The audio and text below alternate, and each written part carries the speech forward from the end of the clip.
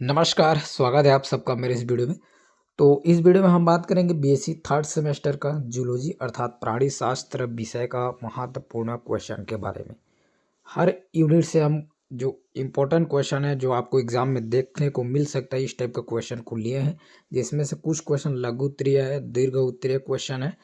तो लघु उत्तरीय का अलग लिए हैं, दीर्घ उत्तरीय क्वेश्चन को अलग जो है लिए हैं और इकाई वार जो है क्वेश्चन बनाया है। तो आप वीडियो अंत तक देखें, लाइक कर देंगे, शेयर कर देंगे।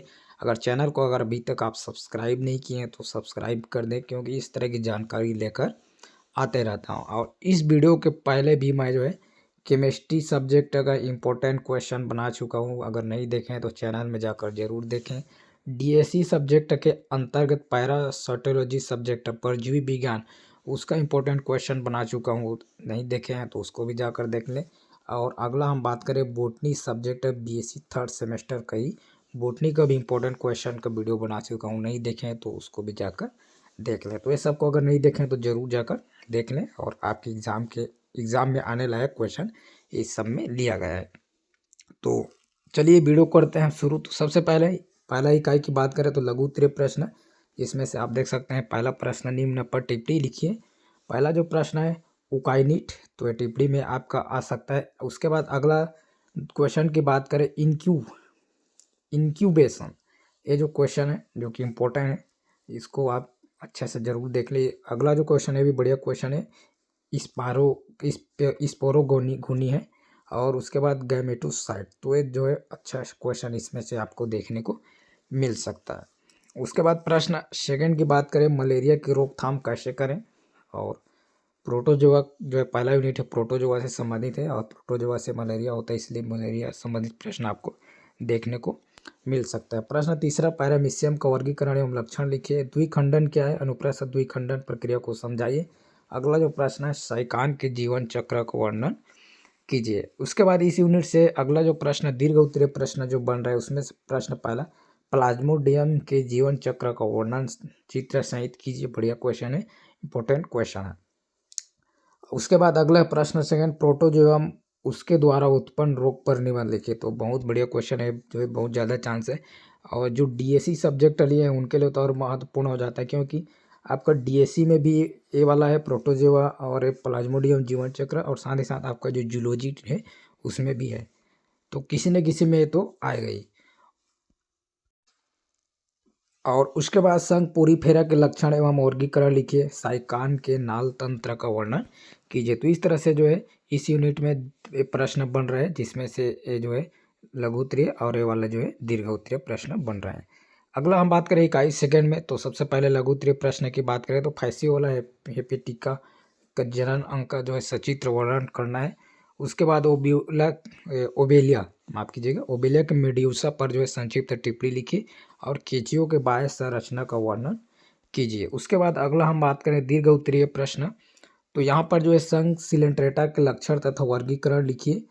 ओबेलिया के जीवन चक्र का वर्णन कीजिए और पीढ़ियों का एकांतरण समझाइए। संघ प्लेटीहेल्मिन्थेस के सामान्य लक्षण एवं वर्गीकरण की उदाहरण सहित विवेचना करना है, उदाहरण से समझाना है। फेसियोला के जीवन चक्र का वर्णन कीजिए। केचुए के रुधिर संवहन तंत्र का सचित्र वर्णन कीजिए। और उसके बाद जो है संघ एनिलिडा के लक्षण का वर्णन तथा गढ़ तक का वर्गीकरण कीजिए। तो इस तरह से इस यूनिट में दीर्घ उत्तरीय प्रश्न की संख्या थोड़ा ज़्यादा बन रहा है। और अति लघु उत्तरीय की बात करें तो यहाँ पर 3 क्वेश्चन जो बन रहे हैं, लेकिन दीर्घ उत्तरीय में से जैसे अगर हम बात करें संघ सिलेंट्रेटा के केवल लक्षण को पूछेगा, तो उस कंडीशन में आपको जो है लघु उत्तरीय में इस प्रश्न को देखने को मिल सकता है। अगर वर्गीकरण और लक्षण दोनों पूछ रहा है, उस कंडीशन में दीर्घ में पूछेगा। तो इसका जो दीर्घ उत्तरीय प्रश्न वही जो है आपको लघु उत्तरीय में भी देखने को मिल सकता है। तो ये इसका इंपॉर्टेंट क्वेश्चन हो जा रहा है। उसके बाद अगला हम बात करें इकाई थर्ड की बात करें तो लघु उत्तरीय प्रश्न के अंतर्गत पाइलोमाइन के उत्सर्जन तंत्र पर टिप्पणी, पाइला के रेडियोला पर टिप्पणी और निम्न पर संक्षिप्त टिप्पणी लिखिए। पाइलोमाइन का स्टेटोसिस्ट और हेस्टेट प्लेट, ये सब जो है आपका इंपॉर्टेंट क्वेश्चन बन रहा है। उसके बाद संघ मोलस्क के सामान्य लक्षण लिखिए। उसके बाद जो है दीर्घ उत्तर प्रश्न की बात करें, प्राण के उपांगों का वर्णन कीजिए। पहली मान के पाचन तंत्र का वर्णन कीजिए। पहला के रक्त परिसंचरण तंत्र का वर्णन कीजिए। ये आपके दीर्घ उत्तरीय प्रश्न बन रहे हैं। और उसके पश्चात अगला जो क्वेश्चन है, प्रश्न यहाँ पर चौथा, पाइला के तंत्रिका तंत्र का वर्णन कीजिए, संघ आर्थ्रोपोडा के लक्षण लिखते हुए आर्डर तक का वर्गीकरण कीजिए। तो ये जो बढ़िया क्वेश्चन है इस यूनिट में आर्थ्रोपोडा और मोलस्क के बारे में जो है यहाँ पर दिया गया है। तो मोलस्क का सामान्य लक्षण पूछ सकते हैं, आर्थ्रोपोडा की अगर बात करें तो वर्गीकरण जो है पूछ सकते हैं। उसके बाद इकाई चौथा है, तो सबसे पहले लघु उत्तरीय प्रश्न की अगर बात करें तो ब्रिंक पद, जिसको पेडिसिलेरियाई बोलते हैं, को समझाइए और बलेनोग्लासस का तंत्रिका तंत्र पर टिप्पणी लिखिए। उसके बाद अगला है स्टार फिश के बाहरी रचना पर टिप्पणी लिखिए और हेमिकार्डेटा के सामान्य लक्षण लिखिए। तो लघु उत्तरीय प्रश्न जो है इस तरह से इस यूनिट में अर्थात चौथा यूनिट में बन रहा है। उसके बाद अगर हम दीर्घ उत्तरीय प्रश्न की बात करें तो संघ इकाइनोडर्मेटा के लक्षण बताइए तथा गण का वर्गीकरण कीजिए।